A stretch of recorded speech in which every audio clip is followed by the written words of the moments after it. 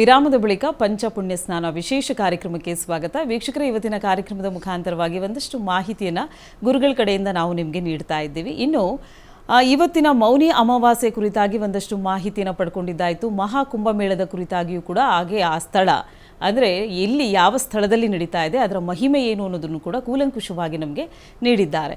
ಇನ್ನು ಈ ಮಹಾಕುಂಭಮೇಳಕ್ಕೆ ನಾಗ ಸಾಧುಗಳು ಮತ್ತು ಅಘೋರಿಗಳು ಲಕ್ಷಾಂತರ ಸಂಖ್ಯೆಯಲ್ಲಿ ಪಾಲ್ಗೊಳ್ಳುತ್ತಾ ಇದ್ದಾರೆ. ಅದು ಹೇಗೆ ಅವರಿಗೆ ಸಾಧ್ಯವಾಗುತ್ತೆ, ಅವರ ಸಿದ್ಧಿ ಯಾವ ರೀತಿಯಾಗಿರುತ್ತೆ, ಇದರ ಕುರಿತಾಗಿ ಒಂದಷ್ಟು ಮಾಹಿತಿ. ಹಾಗೆ ಇದರೊಟ್ಟಿಗೆ ನಾನು ಹೇಳಿದೆ, ಪಿತೃ ಚಾಲೀಸವನ್ನು ಇವತ್ತು ಪಠಣೆ ಮಾಡೋದ್ರಿಂದ ಬಹಳ ಒಳ್ಳೆಯದಾಗತ್ತೆ ಅಂತ. ಸೊ ಇದ್ರ ಕುರಿತಾಗಿ ಗುರುಜಿಯವರು ಏನು ಹೇಳ್ತಾರೆ ಬನ್ನಿ ಕೇಳೋಣ. ಗುರುಗಳೇ, ಇದರ ಕುರಿತಾಗಿ ಒಂದಷ್ಟು ವಿಚಾರ ತಿಳಿಸೋದಾದರೆ. ಮೊದಲೇದಾಗಿ ಒಂದು ಶಾಸ್ತ್ರದಲ್ಲಿ ಒಂದು ಕ್ರಮ ಉಂಟು, ಬ್ರಹ್ಮಯಜ್ಞ ಅಂತ.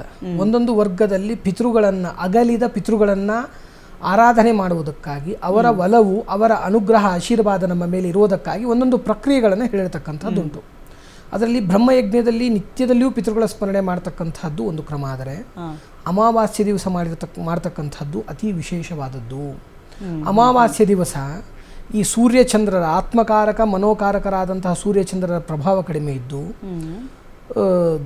ಋಣಾತ್ಮಕವಾದ ಶಕ್ತಿಗಳು ಹತ್ತಿರ ಇರೋದ್ರಿಂದ, ಸಮುದ್ರಗಳಲ್ಲಿ ಪ್ರವಾಹಗಳ ಅಲೆ ಹೆಚ್ಚಾಗ್ತಿರೋದ್ರಿಂದ ಪಿತೃಗಳೆಲ್ಲ ಭೂಮಿಗೆ ಹತ್ತಿರ ಬರ್ತಾರಂತೆ.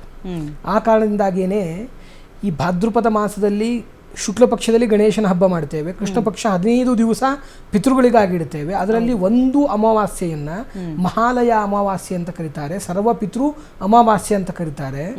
ಅವತ್ತಿನ ದಿವಸ ಮಾಡ್ತಕ್ಕಂತಹ ಏನು ಪಿತೃ ಕಾರ್ಯಕ್ಕೆ, ಪಿತೃಗಳ ಸ್ಮರಣೆಗೆ, ಪಿತೃಗಳ ಪೂಜೆಗೆ ಬರ್ತಕ್ಕಂತಹ ಲಾಭ ಈ ಅತಿ ದುರ್ಲಭವಾಗಿ ಬರ್ತಕ್ಕಂತಹ ಮೌನಿ ಅಮಾವಾಸ್ಯೆಗೂ ಇದೆ. ಪಿತೃ ಚಾಲೀಸ ಅಂತ ಹೇಳ್ತಾ ಇದ್ದೀರಿ, ಅದು ಒಂದು ಕಡೆಗೆ ಇರತಕ್ಕಂಥದ್ದಾದರೆ, ಹರಿಕಥಾಮೃತ ಸಾರ ಅಂತ ಜಗನ್ನಾಥ ದಾಸವರೇಣ್ಯರು ಮಾಡಿರತಕ್ಕಂಥ ಒಂದು ಗ್ರಂಥದಲ್ಲಿ ಹೇಳ್ತಾರೆ, ಪಿತೃಗಳ ಸಂಧಿ ಅಂತಾನೆ ಸಂಸ್ಕೃತ ಭಾಷೆಯಲ್ಲಿ, ಚಾಲೀಸ ಗಿಲೀಸ ಆಧುನಿಕ ಭಾಷೆಗಳಲ್ಲಿ ತದನಂತರದಲ್ಲಿ ಬಂದಿರತಕ್ಕಂಥದ್ದು. ಅವುಗಳ ಪಾರಾಯಣದಿಂದ ವಿಶೇಷವಾದ ಫಲವನ್ನು ಪಡೆಯಬಹುದು. ಇದು ಒಂದು ಕ್ರಮ.